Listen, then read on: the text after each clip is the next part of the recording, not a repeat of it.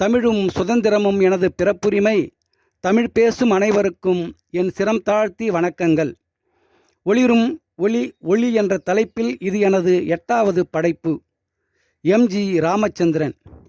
புரட்சி நடிகர், புரட்சித் தலைவர், மக்கள் திலகம், பொன்மனச் செம்மல், இதயக்கனி, வாத்தியார், எம்ஜிஆர் ஆகிய பெயர்களின் சொந்தக்காரர்தான் எம்.ஜி. ராமச்சந்திரன். 1917ஆம் ஆண்டு ஜனவரி மாதம் 17ஆம் நாளன்று இலங்கையில் உள்ள நாவலப்பிட்டி என்ற ஊரில் கோபாலமேனன், சத்யபாமா ஆகியோருக்கு 5வது பிள்ளையாக பிறந்தார். தந்தை கோபாலமேனன் மறைவுக்கு பின் குடும்பம் வறுமையில் சிக்கித் தவித்தது. 3 பிள்ளைகள் விஷக்காய்ச்சல் நோயினால் பாதிக்கப்பட்டு மரணமடைந்தனர். தாய் சத்யபாமாவும் மகன்கள் எம்.ஜி. சக்கரபாணியும் எம்.ஜி. ராமச்சந்திரன் ஆகிய மூவர் மட்டுமே மிஞ்சினர். வாழ்வதறியாது தவித்த தாய் சத்யபாமா தனது 2 பிள்ளைகளையும் அழைத்து கொண்டு தமது சகோதரர்கள் வசித்து வந்த கும்பகோணத்துக்கு அடைக்கலம் தேடி குடிபெயர்ந்தார். கும்பகோணத்தில் வசித்து கொண்டிருந்த போது மதுரை ஒரிஜினல் பாய்ஸ் நாடக கம்பெனியில் நாடகராக இருந்த நாராயணன் என்பவரின் அறிமுகம் கிடைத்தது. இந்த நாராயணன் தான் முதலில் 7 வயதான எம்.ஜி. சக்கரபாணியையும் 3 வயதுள்ள எம்.ஜி. ராமச்சந்திரனையும் நாடக கம்பெனியில் சேர்த்து விட்டார். இவ்விருவரும் நாடகங்களில் நடித்து குடும்ப வறுமையை போக்கினர். 1936ஆம் வருடம் எம்.ஜி. ராமச்சந்திரன் அவர்கள் 19வது வயதில் சதி லீலாவதி என்ற திரைப்படத்தில் காவல்துறை அதிகாரி வேடத்தில் நடித்து திரைத்துறையில் தடம் பதித்தார். இவர் ஒரு தாயின் சமூகத்தை சேர்ந்தவராக இருந்ததால் தாய் சத்யபாமா பிறந்த ஊராகிய மருதூர் என்ற ஊரின் முதல் எழுத்தாகிய எம் என்பதனையும் தந்தை கோபாலமேனன் என்ற பெயரின் முதல் எழுத்தாகிய ஜி என்ற முதல் எழுத்தையும் ராமச்சந்திரன் என்ற தனது பெயரில் உள்ள முதல் எழுத்தாகிய ஆர் என்பதனையும் ஒன்றாக இணைத்து அனைவராலும் எம்.ஜி.ஆர் என செல்லமாக அழைக்கப்பட்டார். 1940ஆம் ஆண்டுக்கு பின்னர் தமிழ் திரையுலகில் முன்னணி கதாபாத்திரங்களில் நடிக்கும் வாய்ப்புகள் கிடைத்தது. 1947ஆம் ஆண்டு எம்.ஜி.ஆர் அவர்கள் கதாநாயகனாக நடித்து வெளியிடப்பட்ட ராஜகுமாரி திரைப்படம் பெரும் வெற்றியை தந்தது.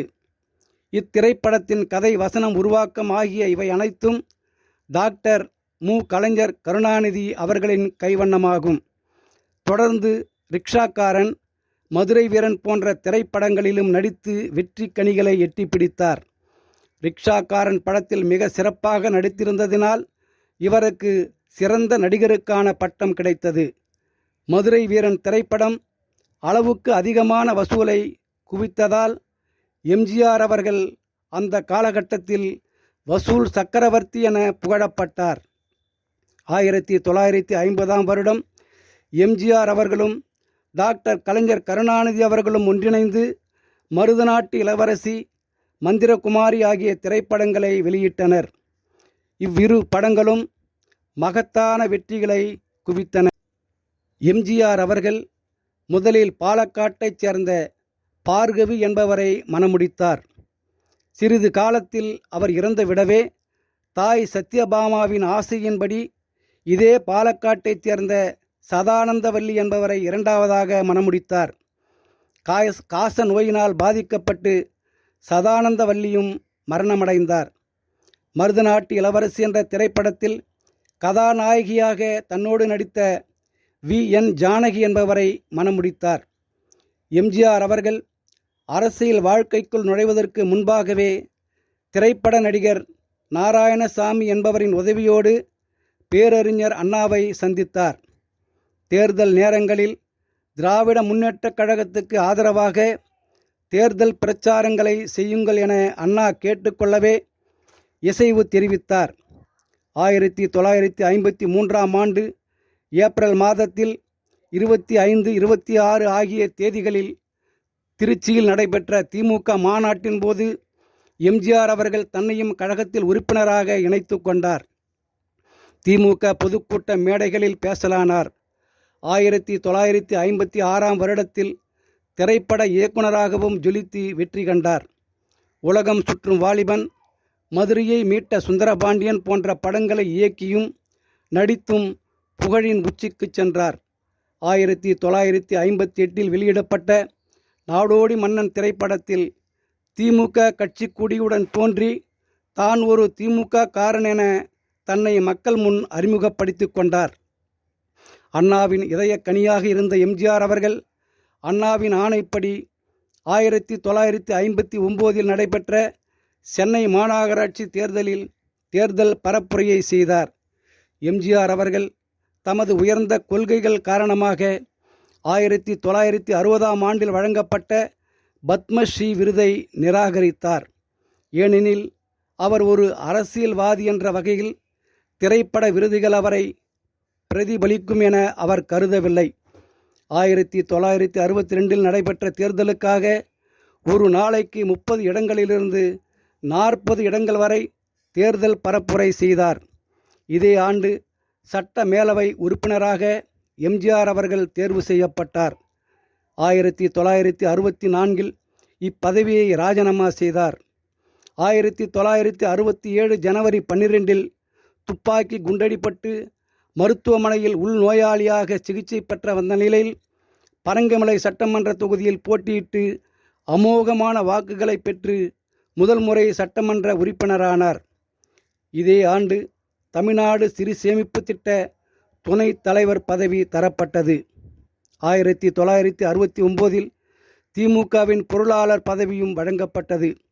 இதே 1969 பிப்ரவரி 3 அண்ணா அவர்கள் இறந்துவிடவே திராவிட முன்னேற்றக் கழகத்தை டாக்டர் கலைஞர் மு. கருணாநிதி அவர்கள் வழிநடத்தலானார்.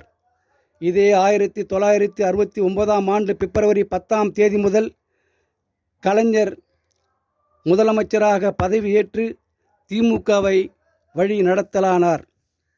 1972 நடைபெற்ற தேர்தலில் வெற்றி பெற்று 2ஆம் முறை சட்டமன்ற உறுப்பினரானார் எம்ஜிஆர். இதற்கு பின்பாக எம்ஜிஆர் அவர்களுக்கும் கலைஞர் அவர்களுக்கும் சலசலப்புகள் உருவாகத் தொடங்கின. எம்ஜிஆர் அவர்களின் வாழ்க்கையில் நடிப்பும் அரசியலும் முக்கியமானதாகவே இருந்தது. இதே 1972 ரிக்ஷாக்காரன் என்ற திரைப்படத்துக்கு தேசிய விருது கிடைத்தது. இதே ஆண்டு அக்டோபர் 17 எம்ஜிஆர் அவர்கள் திமுகவில் இருந்து பிரிந்து அண்ணா திராவிட முன்னேற்றக் கழகம் என்ற புது கட்சியினை துவங்கினார். இதே ஆண்டு நவம்பர் 6 அரசாங்கங்கள் ஊழல் அடிப்படையில் ஆட்சி செய்கின்றன என்பதனை புகாராக எம்ஜிஆர் அவர்கள் தரவே 1973 பிப்ரவரி 3 சர்க்காரியா கமிஷன் அமைக்கப்பட்டது. இதன் அடிப்படையில் மத்திய அரசின் ஆட்சியும் கலைக்கப்பட்டு மறுபடியும் தேர்தல் நடத்தப்படும் என இந்திரா காந்தி அம்மையார் அறிவித்தார். மத்திய அரசும் கலைக்கப்பட்டது. தேர்தல் தேதி பின்னர் அறிவிக்கப்படும் எனவும் தெரிவிக்கப்பட்டது. 1975 ஜூன் 25 மத்தியில் ஆட்சியில் இருந்த இந்திரா காந்தி அம்மையாரால் நெருக்கடி நிலை பிரகடனப்படுத்தப்பட்டது. 1976 ஜனவரி 31 தமிழகத்தில் கலைஞரின் ஆட்சி கலைக்கப்பட்டு கவர்னர் ஆட்சி அமல்படுத்தப்பட்டது. 1977 நடைபெற்ற நாடாளுமன்ற தேர்தலின் போது அதிமுக காங்கிரஸ் கட்சியுடனும் திமுக ஜனதா கட்சியுடனும் கூட்டணி அமைத்து களம் கண்டன. அந்த நேரத்தில் திமுகவின் பலம் சற்று குறைந்திருந்த காரணத்தினால் 19 இடங்களை அதிமுகவும் 14 இடங்களை காங்கிரஸ் கட்சியும் கைப்பற்றின. இந்த காலகட்டத்தில்தான் நாவலர் நெடுஞ்செழியன் அவர்கள் மக்கள் திமுக என்ற புது கட்சியை உருவாக்கியிருந்தார். இதே ஆண்டு நடைபெற்ற சட்டமன்ற தேர்தலில் அதிமுக வெற்றி பெற்றது. எம்ஜிஆர் அவர்கள் அருப்புக்கோட்டை தொகுதியில் போட்டியிட்டு வெற்றி பெற்று 3வது முறையாக சட்டமன்றத்துக்கு தேர்வானார். அதிமுக கட்சியின் தலைவராக ஒருமனதாக தேர்ந்தெடுக்கப்பட்ட எம்ஜிஆர் அவர்கள் ஜூன் 30 ஆளுநர் பட்வாரியால் தமிழக முதலமைச்சராக பதவி பிரமாணம் செய்து வைக்கப்பட்டார். தற்காலிக சபாநாயகராக மூக்கையா என்பவரும் பின்பு நிரந்தர சபாநாயகராக முனுஆதி என்பவரும் நியமிக்கப்பட்டனர்.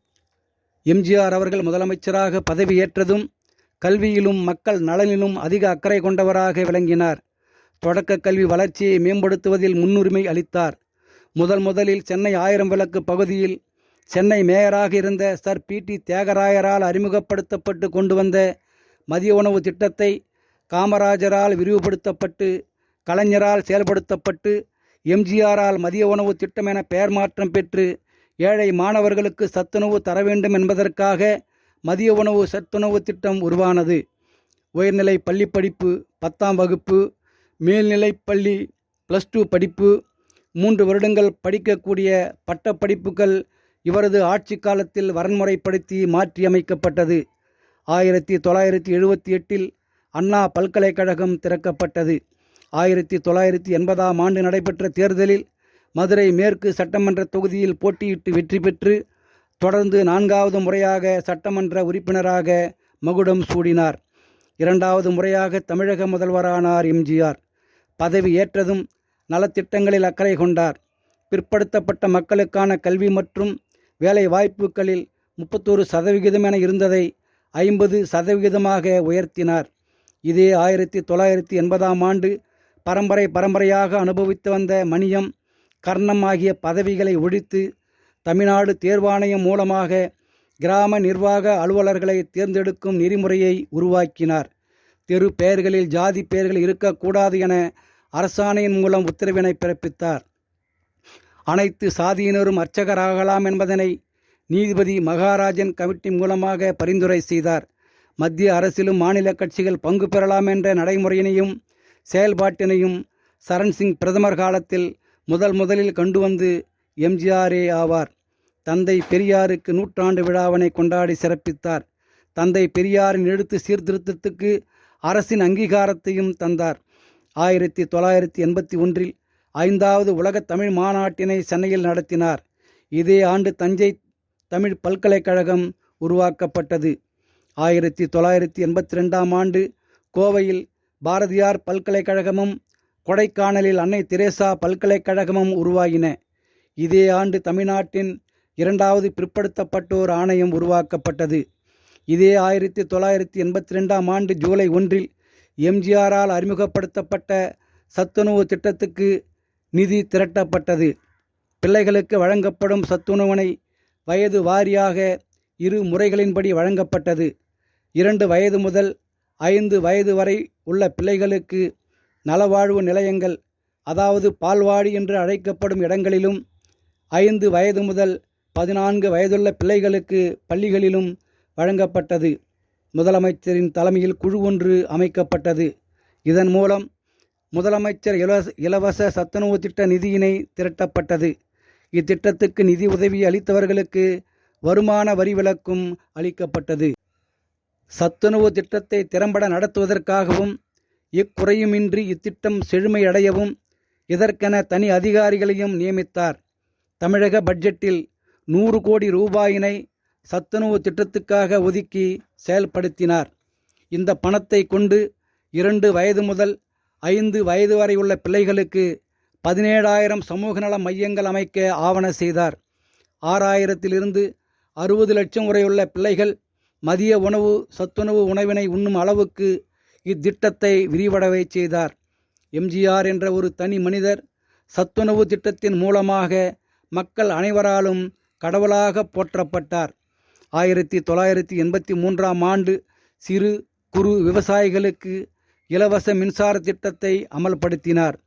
1984ஆம் ஆண்டு சிறுநீரக பிரச்சினை சம்பந்தமாக அமெரிக்காவில் உள்ள புரூக்ளின் மருத்துவமனையில் சிகிச்சை மேற்கொண்டார். அமெரிக்காவில் சிகிச்சையில் இருந்து கொண்டே ஆண்டிப்பட்டி தொகுதியில் போட்டியிட்டு வெற்றி பெற்று 5வது முறையாக சட்டமன்ற உறுப்பினராக தேர்வானார் எம்ஜிஆர்.